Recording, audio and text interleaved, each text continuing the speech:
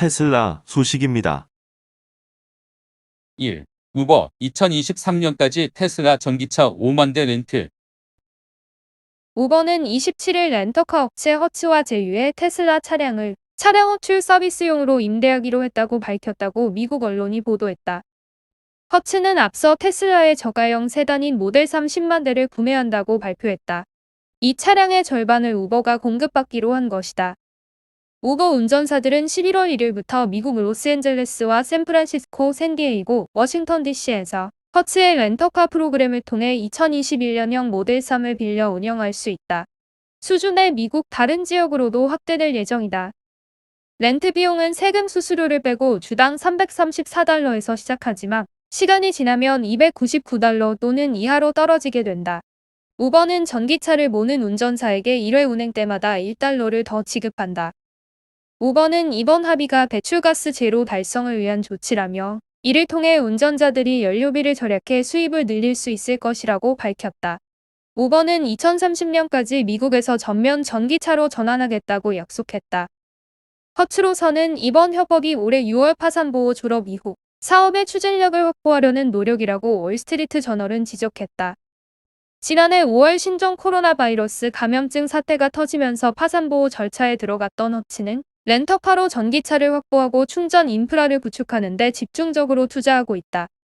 허츠가 주문한 테슬라 차량 10만 대는 거래 규모가 $42억 달하는 것이며 허츠는 앞으로 전기차를 더 확대할 방침이다. 허츠는 2016년부터 우버의 차량을 제공해왔다.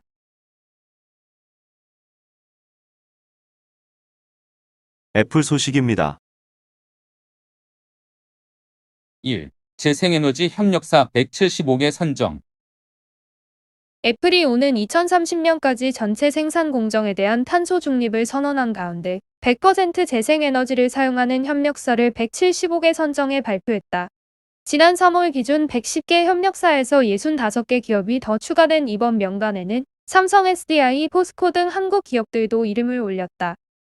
28일 니케이 아시아에 따르면 애플이 발표한 이번 명단은 현재 애플의 아이폰, 아이패드, 맥북 등 주요 제품 생산에 참여하는 기존 협력사의 90%가 해당된다. 추가된 명단에는 일본의 11개 기업을 비롯해 새롭게 애플의 파트너사의 이름을 올린 미국, 유럽의 반도체 기업들도 일부 포함됐다. 앞서 지난 2015년 애플은 2030년을 기점으로 완전한 탄소 중립을 실현하겠다고 선언하며 모든 협력사의 청정에너지 사용을 촉구해왔다.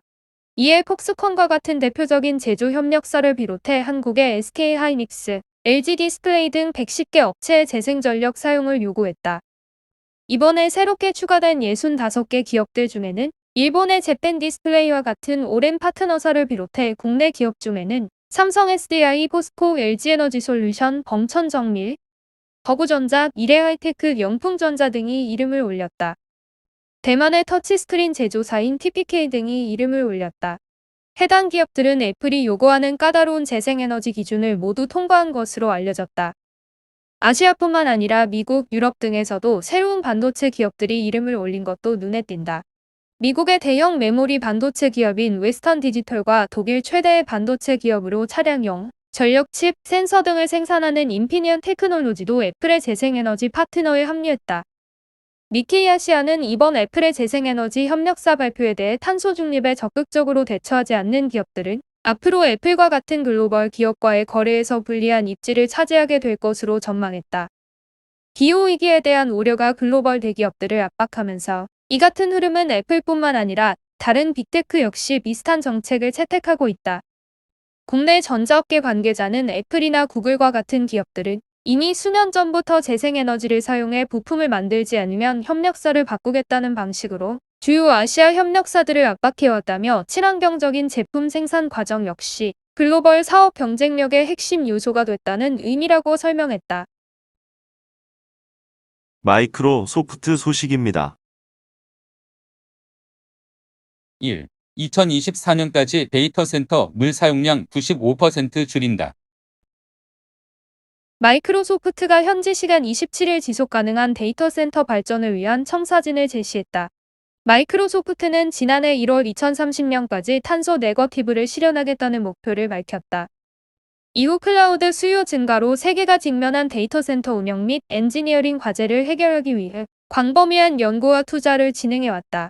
이날 마이크로소프트는 자사 연구 성과를 바탕으로 물 사용량, 탄소 배출량 등을 줄이는 미래형 친환경 데이터 센터의 모습을 소개했다.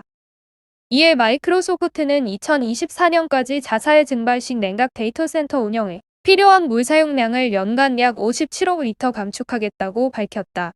이는 해당 데이터 센터 운영에 쓰이는 전체 물량의 95% 수준이다. 마이크로소프트는 더 높은 온도에서의 서버 성능 연구를 진행, 다양한 기후 환경에서 증발식 냉각 값의 상향 설정이 가능함을 확인했다. 이를 통해 마이크로소프트는 암스테르담, 더블린, 버지니아 등에서 냉각에 필요한 물 사용을 없애고 애리조나와 같은 사막 지역에서는 물 사용량을 최대 60%까지 줄일 것으로 전망했다. 마이크로소프트는 올해 클라우드 기업 최초로 데이터 센터의 기와 연결의 두 과정을 거치는 액침 냉각 방식을 적용했다. 최근 관련 테스트에서는 일부 칩셋의 성능이 20%까지 향상되는 결과도 도출했다. 마이크로소프트는 끓는 액체의 서버를 담그는 이 프로젝트로 지속 가능성 목표 실현을 위한 데이터 센터의 무수 냉각 옵션은 물론 고급 AI 및 머신러닝을 위한 고성능 칩 생성 가능성도 입증했다. 전 세계의 데이터 센터를 운영 중인 마이크로소프트는 지역 생태계를 지원하는 데이터 센터도 만든다. 이는 수량, 수질, 공기, 탄소, 기후, 토양질, 생물 다양성 등 여러 측면에서 생태계 활동성을 정량하고 데이터 센터 주변 지역 재생과 활성화를 통해 지역사회와 환경에 재생 가치를 제공하는 활로를 보관, 조성하는 것을 목표로 한다.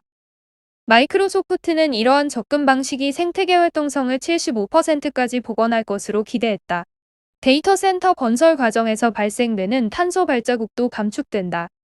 고객 수요에 대응해 매년 50에서 100개의 신규 데이터 센터를 구축 중인 마이크로소프트는 데이터 센터 설계 및 건설 중에 배출되는 탄소를 줄이기 위해 비영리단체 빌딩 트랜스페런시가 개발한 EC3을 사용 중이다.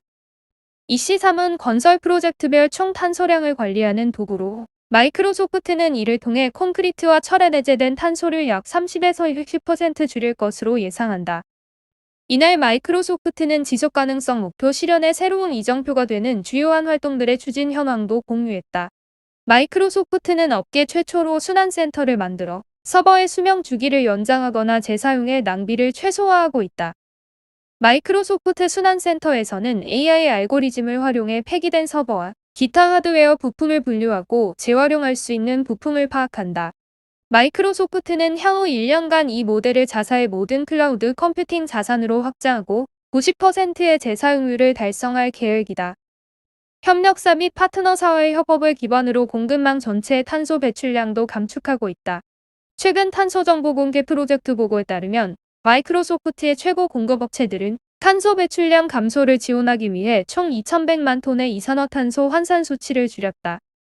2021년 회계연도 기준 마이크로소프트는 해당 프로그램에 참여하는 공급업체 수를 확대하고 배출량 감소 보장을 위한 수준을 강화했다. 지난 7월 자사 파트너 컨퍼런스 인스파이어를 통해 처음 소개한 지속가능성 클라우드 프리뷰도 공개했다.